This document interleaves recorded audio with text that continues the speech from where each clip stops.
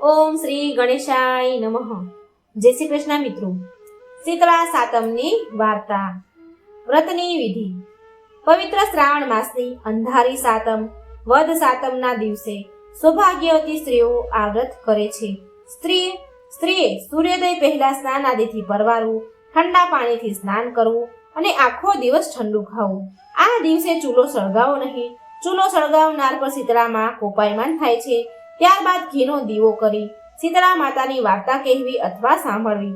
આ વ્રત કરનાર સ્ત્રી પરમ સૌભાગ્યને પામે છે. ધન, ધાન્ય અને સંતાન સમૃદ્ધિની પ્રાપ્તિ થાય છે. એની વાર્તા. ઈશ્વરનગર નામે એક ગામમાં એક ડોસી તેના 2 દીકરાની વહુઓ સાથે રહેતી હતી. મોટી વહુ બહુ જબરી, કજિયાખોર અને ઈર્ષાની ભરેલી, વાતમાં વાંકું પડે, જ્યારે નાની વહુ ઘણી ભલી, ભોળી અને પારકાના દુખી થનારી હતી. પવિત્ર શ્રાવણ માસ આવ્યો. રાંધણછઠનો દિવસે નાની વહુ રસોડે રાંધવા બેઠી અને રાત સુધી રાંધતી રહી. પછી ચૂલો ઠારવાનો સમય વિચાર કરતી હતી ત્યાં તો પારણે પોઢેલો એનો નાનો છોકરો રડવા લાગ્યો. તેથી સાતે કામ પડતા મૂકી અને નાની વહુએ છોકરાને ખોળે લીધો. જરા આડા પડખે થઈ. દિવસ આખાનો થાક હોવાથી જરાક આંખ મળી ગઈ અને ચૂલો ઠારવાનો રહી ગયો. અડધી રાત પછી શીતળામાં ઘેર ફરવા નીકળ્યા. ફરતા નાની વહુના ઘેર આવ્યા અને ચૂલામાં આળોટવા લાગ્યા. ત્યાં તો શરીરને ઠંડક વળવાને બદલે કાળી લાઈ લાગી શીતળામાં દાઝી ગયા. આથી માને ક્રોધ આવ્યો. ક્રોધ વ્યાપી ગયો. તરત જ નાની વહુને શ્રાપ દીધો, હે મૂર્ખ સ્ત્રી, જેમ મારું શરીર બળ્યું તેમ તારું પેટ બળજો. નાની વહુ સવારે ઉઠી ચૂલા તરફ નજર કરી તો ચૂલો સળગતો હતો અને પડખામાં સૂતેલો છોકરો બળીને ભડથું થઈ ગયો હતો. નાની વહુની આંખમાંથી તો શ્રાવણ ભાદરવો વરસવા લાગ્યા. એ જાણી ગઈ કે જરૂર પોતે શીતળામાના દોષમાં આવી છે. માતાએ શ્રાપ આપ્યો છે. એ તો રડતી સાસુબા પાસે ગઈ, બધી વાત કરી. સાસુએ ગળગળા અવાજે આશ્વાસન આપતા કહ્યું, વહુ ધીરજ ધર, શીતળામા પાસે જઈને તારા છોકરાનું જીવન માંગજે. માં તો દયાળુ છે, જરૂર તારા પર કૃપા કરશે. નાની વહુ સાસુના આશીર્વાદ લઈ છોકરાને સુંડલામાં નાખી શીતળામાનું રટણ કરતી જાય છે. રસ્તામાં 2 તલાવડીઓ છલોછલ ભરેલી હતી. કિનારા પર પક્ષીઓ બેઠેલા, પણ કોઈ પાણી પીવે નહીં. મનુષ્ય કે પશુ પંખી કે પારેવા જે કોઈ આ 2 તલાવડીનું પાણી પીતું એ મરણને શરણ થતું હતું. નાની વહુને સુંડલો લઈને જતી જોઈને તલાવડી બોલી, બાય રે બાય, ક્યાં હાલી? નાની વહુએ શીતળામાના કોપની વાત કરી અને માની કૃપા મેળવવા જાઉં છું એમ કહ્યું. ત્યારે તલાવડી બોલી, બહેન, અમારું પણ એક કામ કરજે ને. અમારા એવા તો શા પાપ છે કે કોઈ અમારી તલાવડીનું પાણી નથી પીતું. જે પાણી પીએ છે એ મૃત્યુ પામે છે. માં મળે તો અમારા દુઃખનું નિવારણ પૂજે. નાની વહુએ હા પાડીને આગળ વધી. રસ્તામાં 2 લડતા આખલા મળ્યા. બંનેની ડોકે ઘંટડીના પડ બાંધેલા. નાની વહુને જોઈને પૂછ્યું, વહુ ક્યાં ચાલી? નાની વહુએ શીતળામાના કોપની વાત કરી. ત્યારે આખલા બોલ્યા કે અમારું એક કામ કરજે ને, અમે સદાય લડ્યા જ કરીએ છીએ. અમારી ડોકે આ ઘંટડીના પડ છે તે કેમય કરીને છૂટા પડતા નથી. તો અમારા એવા શું પાપ હશે? તેથી અમારા પાપનું નિવારણ પૂછતી આવજે. નાની વહુએ હા પાડી. પછી આગળ ચાલી. થોડેક આગળ ચાલી ત્યાં બોરડીના ઝાડ નીચે એક ડોશી દિવેટું જેવા વાળ લઈને 2 હાથે ખંજવાળતી બેઠેલી હતી. વહુને જોઈને ડોશી બોલી, બાઈ રે બાઈ, આમ હાફળી ફાફળી ક્યાં ચાલી? વહુએ શીતળામાના કોપની વાત કરી. ત્યારે ડોશી બોલી, અલી, જરાક મારું માથું તો જોઈ દેતી જા. નાની વહુને ઉતાવળ હતી, પણ એ ઘણી દયાળુ હતી. તેણે સુંડલો નીચે મૂકીને છોકરું ડોશીમાના ખોળામાં આપી અને એ તો મંડી માથું જોવા. જેમ વહુના હાથ ડોશીમાના માથામાંથી જુઓ કાઢવા લાગ્યા તેમ પેલા ડોશીના હાથ છોકરાના શરીર ઉપર ફરવા લાગ્યા. થોડી વારમાં તો વહુ ડોશીમાના માથામાંથી જુઓ વીણીને માથું ચોખ્ખું કરી નાખ્યું. માથામાંથી ખંજવાળ ગઈ અને ડોશી બોલ્યા, હાશ બહેન દીકરી, તે મારા માથામાંથી ખંજવાળ મટાડી છે. જેમ મારી પીડા ઠારી તેમ તારું પેટ ઠરજો. જ્યાં ડોશીમાં આટલું બોલ્યા કે ખોળામાં સૂતેલું છોકરું ઉવા કરીને રડવા લાગ્યું. છોકરાને રડતું જોઈને વહુ તો હરખ ઘેરી થઈ ગઈ. એના મનમાં આનંદ માતો નથી, પણ થોડીક વારમાં જ તેને વિચાર આવ્યો કે માનો ન માનો આ ડોશીમાં પગ અલોટી પડી. ડોશીમાના પગ અલોટી પડી. બસ માં, હું તમને જાણી ગઈ છું. મને માફ કરો માતાજી. મારી ભૂલ હું કબૂલ કરું છું. તમે મારી ઉપર દયા કરી મને માફ કરી. મારો દીકરો સજીવન કર્યો, નહીં તો મારું શું થાત? આમ કહી રડવા લાગી. ત્યારે શીતળામાં બોલ્યા, રડ નહીં દીકરી, મારું વ્રત કરનારનું હું બધી રીતે ધ્યાન રાખું છું. મારું વ્રત કરનાર બધી રીતે ધ્યાન રાખવું જોઈએ. વ્રત અખંડ રહેવું જોઈએ, વિધિ પ્રમાણે વર્તવું જોઈએ, એમાં જરા ભૂલ ન થાય તેનું ધ્યાન રાખવું જોઈએ. જરાય ભૂલ થાય તો વ્રત ફળે નહીં અને શ્રાપ લાગે, પાપ લાગે. માટે હવેથી ધ્યાન રાખજે. સુખી થા, મારા આશીર્વાદ છે. શીતળામાના આશીર્વાદ લઈને પોતાના સજીવન થયેલા છોકરાને કાખમાં નાખી જવા તૈયાર થઈ અને બે હાથ જોડીને બોલી, માતાજી, રસ્તામાં આવતા બે તલાવડી છે. નિર્મળ જળ છડોછલ ભર્યા છે. ટોપરા જેવું મીઠું પાણી છે, પણ કોઈ છાલકું પાણી પીતું નથી. કોઈ તલાવડી સામે જોતું નથી. તેના પાપનું નિવારણ શું? તે આપ દયા કરી કહો. વહુની વાત સાંભળીને શીતળામાં કહે, બેટા, આગલા ભવમાં એ બે શોક્યો હતી. બેયની વચ્ચે એવું વેર છે કે રોજ લડે. ઘરે દૂધણા હતા, તેથી બોલણું હતું, એટલે છાસ થાય અને છાસ કોઈ આડોશી પાડોશી અતિથિ અભ્યાગત લેવા આવે ત્યારે એ છાસમાં છલોછલ પાણી નાખીને આપે.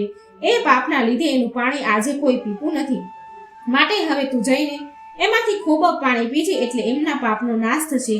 પછી તો તલાવડીના પાપનું નિવારણ સાંભળી ફરી વહુએ બે હાથ જોડી માતાજીને કહ્યું, માતાજી. ત્યાર પછી રસ્તામાં આવતા બે આખલા મળ્યા. બંને આખલા આખો દિવસ સામસામે લડતા જ હોય છે અને તે બંનેના ગળામાં ઘંટડીના પડ્યા લટકે છે. એમના પાપનું શું નિવારણ છે તે કહો. શીતળામાં કહે, સાંભળ દીકરી, ગયા ભવમાં એ બંને દેરાણી જેઠાણી હતા. બેય ટૂંકા મનવાળી, ઘરમાં ખાણીયું અને ઘંટી હતા, પણ આડોશી પાડોશી દળવા ખાંડવા આવે તો છણકા કરી કાઢી મૂકે. કોઈને દળવા ખાંડવા દે નહીં. એ પાપ આજે તેમને નડે છે, તો તું એમની પાસે જાજે અને તેમના ગળામાં બાંધેલી ઘંટીના પડ્યા છોડીને બેયનો છુટકારો કરજે, એટલે પછી કોઈ દિવસ તે લડશે નહીં. આમ આટલું કહીને શીતળામાં આશીર્વાદ આપી અલોપ થઈ ગયા. વહુ તો પોતાના સજીવન થયેલા દીકરાને લઈ ઘેર આવવા ચાલતી થઈ. રસ્તામાં પેલા બે આખલા મળ્યા.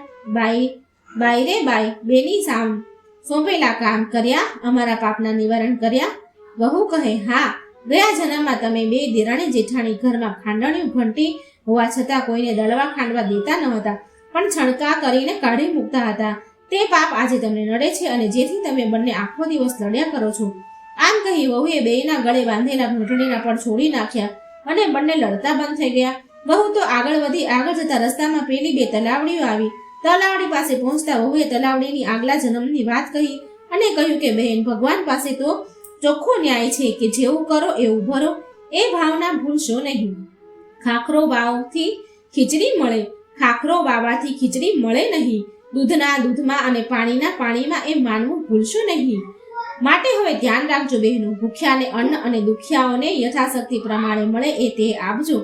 આમ કહી વહુએ ખોબો ભરીને તલાવડીમાંથી પાણી પીધું અને કહ્યું, ભગવાન તારું ભલું કરે.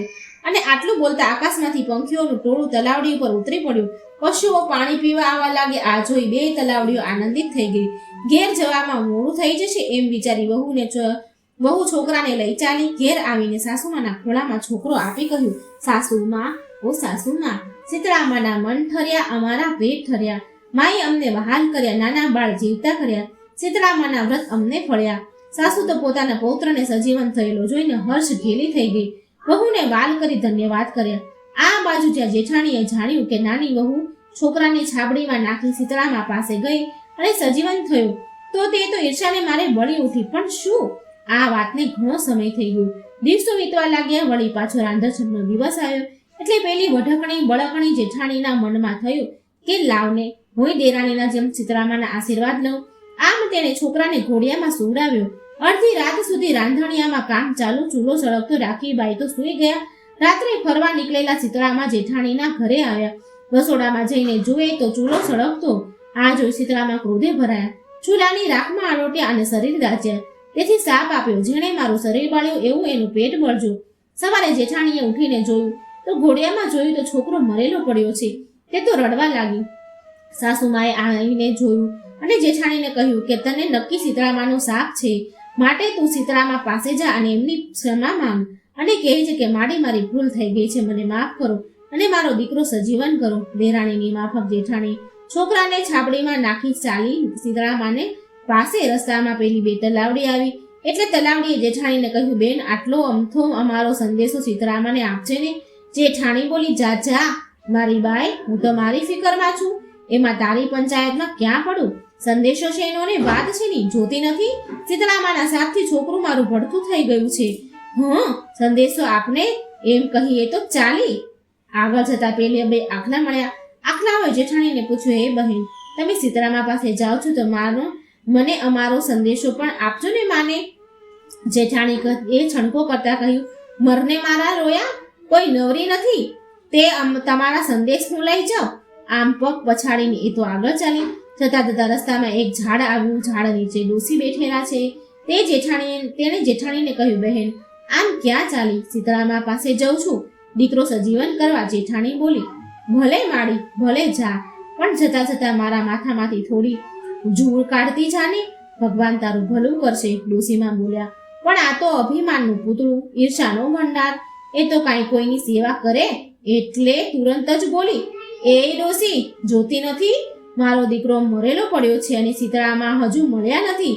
તને માથે જૂ છે તો બેઠી બેઠી માથું ખંજવાળ્યા રાખને મારી બાઈ, અહીં કોઈ નવરું નથી તારું માથું જોવા. આમ કહી જેઠાણી તો મચકોડતા આગળ ચાલી. ત્યારે પેલા ડોસીમાએ કહ્યું, ઓ બાઈ, માથું જો નહીં તો કાંઈ નહીં, પણ જરા હાથ તો ફેરવતી જા. પણ કોણ સાંભળે? આમ આખો દિવસ અને આખી રાત જેઠાણી સીતરામાની શોધ કરે છે, પણ એમ સીતરામા મળે કઈ? માટે બહેનો, દેખા દેખી કે કોઈની ઈર્ષ્યાથી બળીને એવું કોઈ કાર્ય ન કરું કે જેથી જેઠાણી જેવું થાય.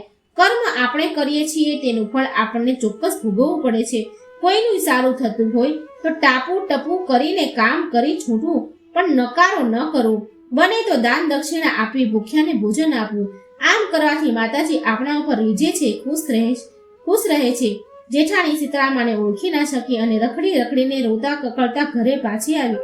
સાસુ પાસે ઢગલો થઈને પડી. સાસુએ તેને શિખામણ આપી કે વહુ, અજાણતા થઈ ગયેલી ભૂલ માફ થાય છે, પણ જાણી જોઈને કરેલી ભૂલ કદી માફ નથી થતી. અને એમાં વળી તારો સ્વભાવ, જેવું કરો તેવું ભરો, એ ભાવના ભૂલશો નહીં.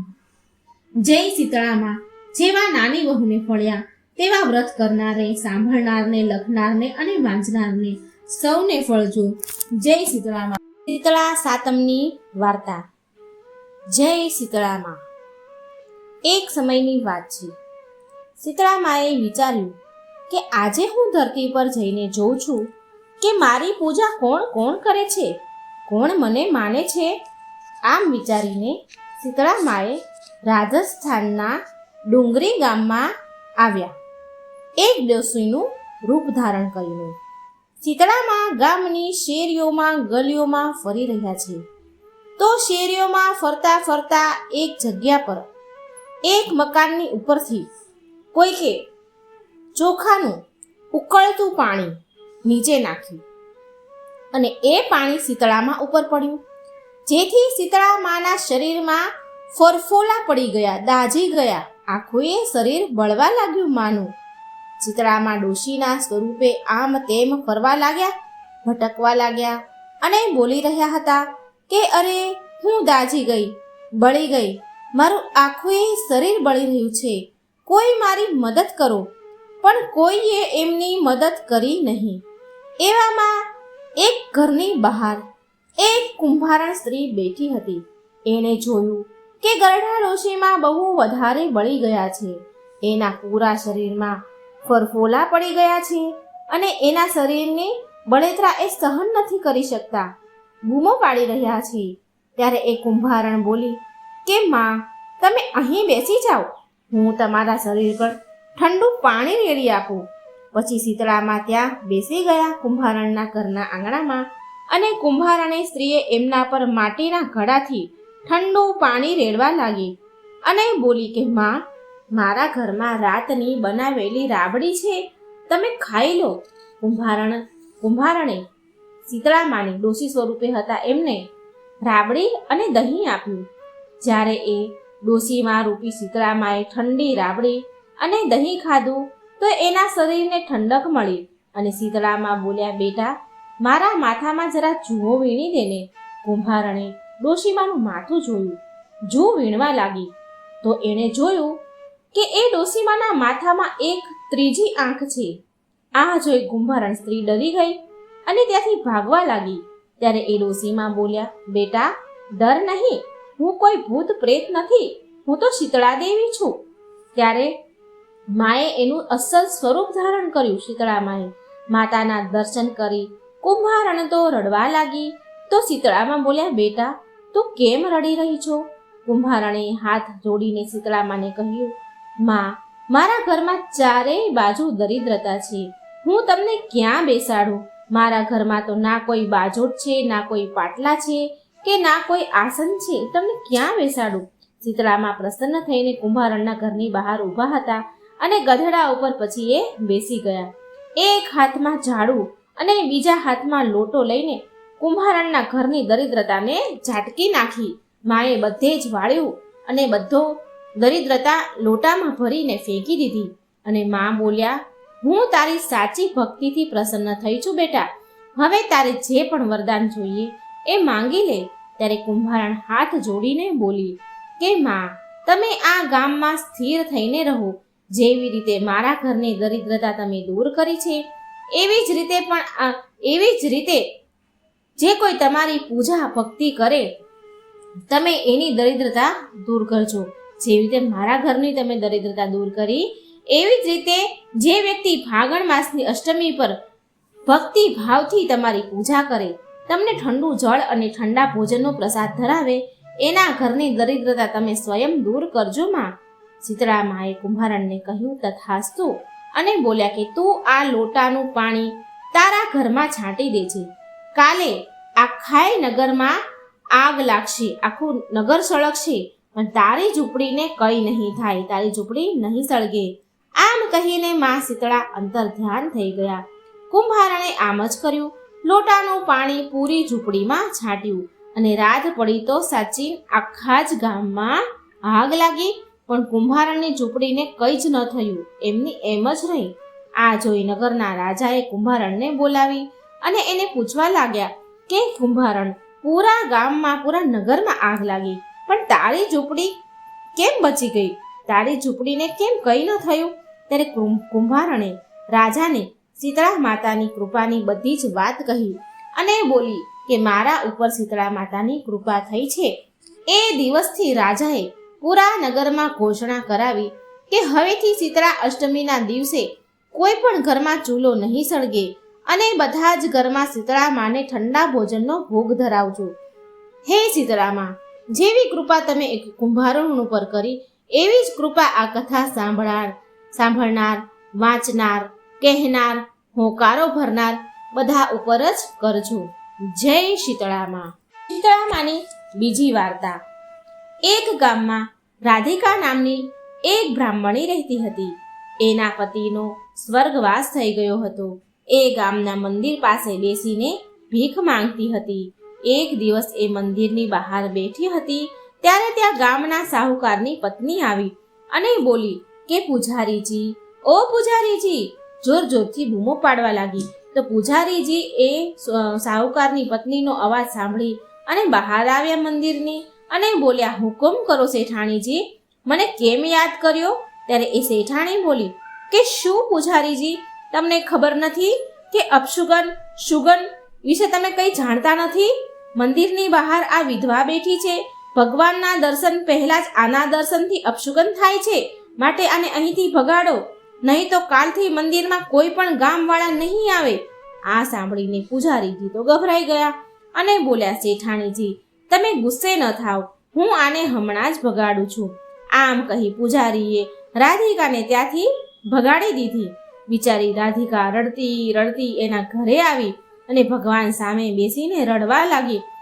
રાધિકા બોલી, હે ભગવાન, મારા પતિ સ્વર્ગવાસ થઈ ગયા છે, તો એમાં મારો શું વાંક છે? હું ક્યાં જઈને ભીખ માંગુ? હું શું કરું? બીજા દિવસે રાધિકા નવું મંદિર શોધવા માટે ઘરેથી નીકળી ગઈ કે જ્યાં મંદિરની બહાર બેસીને તે ભીખ માંગી શકે. એટલે મંદિર શોધવા નીકળી. એ ગામની બહાર પહોંચી તો એને એક જૂનું મંદિર દેખાણું. રાધિકાએ વિચાર્યું કે આ મંદિર બરાબર છે અને ગામની બહાર પણ છે, અહીંથી મને કોઈ નહીં ભગાડે, હું અહીં જ ભીખ માંગવા બેસી જાઉં છું. આમ વિચારીને તે મંદિરની બહાર બેઠી. સવારથી સાંજ પડી ગઈ, પણ એ મંદિરમાં કોઈ ન આવ્યું. રાધિકા બહુ દુઃખી થઈ. થોડી વાર પછી તેણે એક ગરડી ડોશીમાં આવતા દેખાયા. ડોશીમાં રાધિકા પાસે આવીને બોલ્યા, બેટા, તું અહીં કેમ બેઠી છો? રાધિકા બોલી, માજી, હું ગરીબ વિધવા છું, માટે મંદિરની બહાર ભીખ માંગવા બેઠી છું. આ સાંભળી ડોશીમાં બોલ્યા, બેટા, તે મંદિરની અંદર જઈને જોયું કે આ કોનું મંદિર છે? રાધિકા બોલી, નહીં માજી, હું અંદર તો નથી ગઈ. શું વાત છે? તો ડોશીમાં બોલ્યા, આ શીતળા માનું મંદિર છે. અહીં કોઈ પણ પૂજા કરવા નથી આવતું. જ્યારે કોઈ પર શીતળા માનો પ્રકોપ હોય છે ને, ત્યારે માને શાંત કરવા માટે લોકો જળ ચડાવવા આવે છે. આ સાંભળી રાધિકા બોલી, માજી, માં તો માં છે. ગામના લોકો આ માનો અનાદર કેમ કરે છે? ડોશીમાં બોલ્યા, માં શીતળાને ઠંડુ જળ અને ઠંડા જમવાનો ભોગ લાગે છે. અષ્ટમીના દિવસે બધાએ વાસી જમવું પડે છે, માટે એ દિવસે ચૂલો નથી સળગાવવામાં આવતો. આ કારણથી લોકોએ શીતળા માની પૂજા કરવાનું બંધ કરી દીધું છે. ગામવાળા હવે વર્ષમાં એક પણ વાર પૂજા કરવા અહીં નથી આવતા. જો માં ગુસ્સે થાય ને તો પૂરા ગામને ભોગવવું પડશે.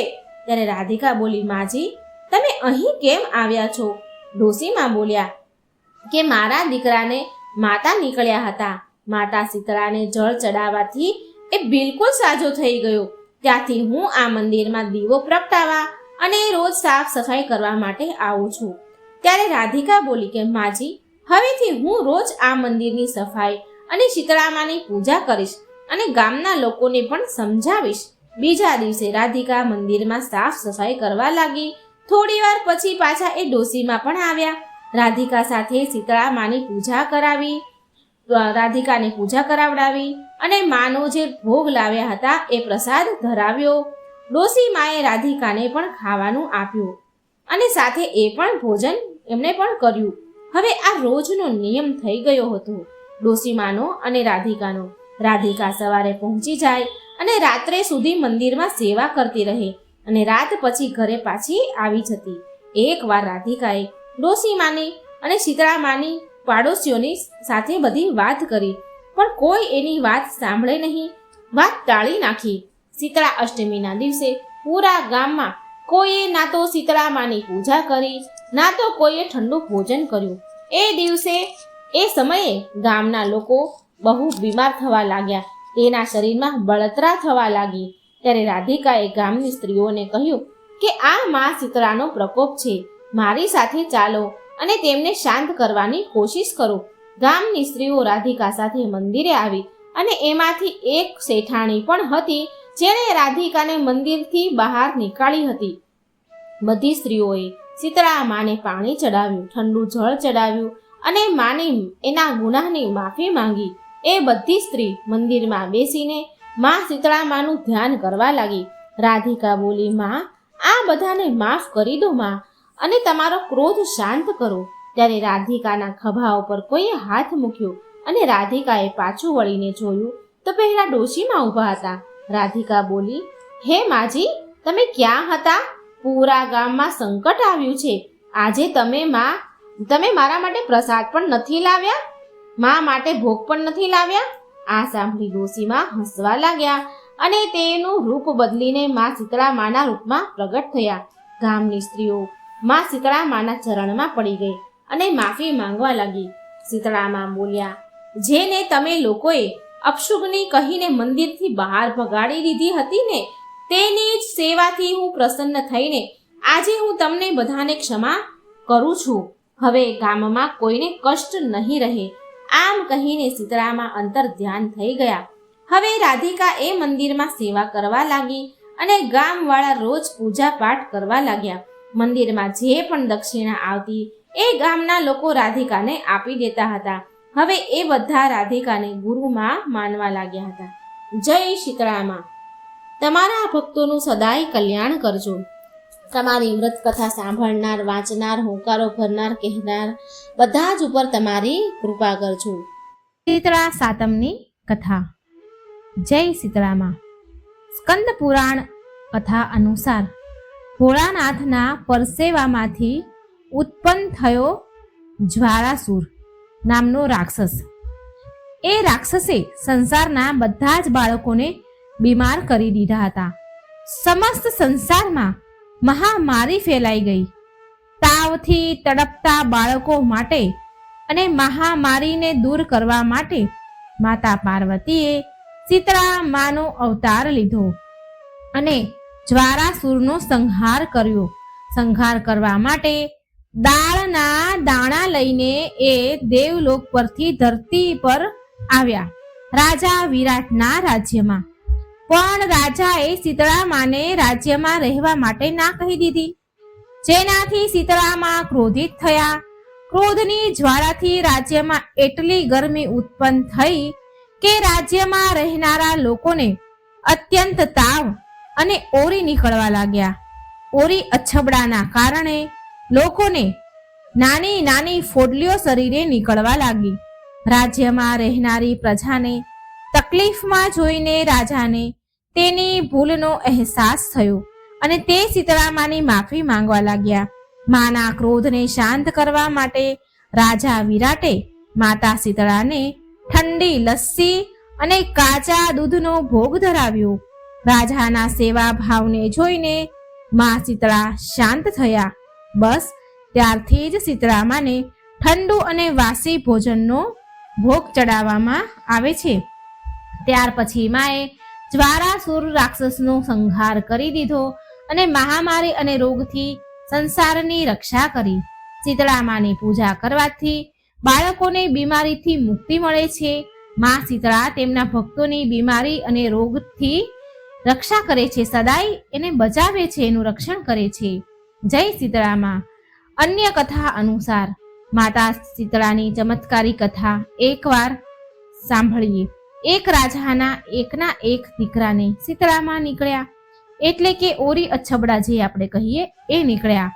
અને તેના જ રાજ્યમાં એક બીજા માણસ જે કાચી જાતના હતા, તે કાચી જાતના પરિવારમાં એક છોકરાને શીતળામાં નીકળ્યા, ઓરી નીકળ્યા. કાચી પરિવાર બહુ ગરીબ હતો, પણ ભગવતીના ઉપાસક હતા. એ ધાર્મિક દ્રષ્ટિથી સમજવા વાળા અને બધી જ બીમારીના નિયમ અનુસાર પાલન કરનારા હતા. ઘરમાં સાફ સફાઈનું વિશેષ ધ્યાન રાખવામાં આવતું હતું. નિયમ પ્રમાણે ભગવતીની પૂજા કરવામાં આવતી હતી. મીઠું એટલે કે નમક જમવામાં ન ખાવાની પાબંદી હતી. એના ઘરમાં શીતળામાં નીકળ્યા હતા છોકરાને, એટલે શાકનો વઘાર પણ ન કરતા અને ના કોઈ વસ્તુને તાવામાં તળતા. ગરમ વસ્તુ ન કોઈ પરિવાર ખાય, સ્વયં પરિવાર વાળા પણ ન ખાય અને ના પેલા શીતળામાં જે નીકળ્યા હતા એ દીકરાને પણ ન આપતા. આમ કરવાથી એનો દીકરો તો જલ્દી સાજો થઈ ગયો, સ્વસ્થ થઈ ગયો. હવે આ બાજુ ઓરી અછબડાથી રાજાના છોકરાને શીતળામાં નીકળ્યા હતા, ઓરી અછબડા નીકળ્યા હતા. ત્યારથી રાજાએ ભગવતીના મંડપમાં ચંડી પાઠ શરૂ કરાવી દીધા.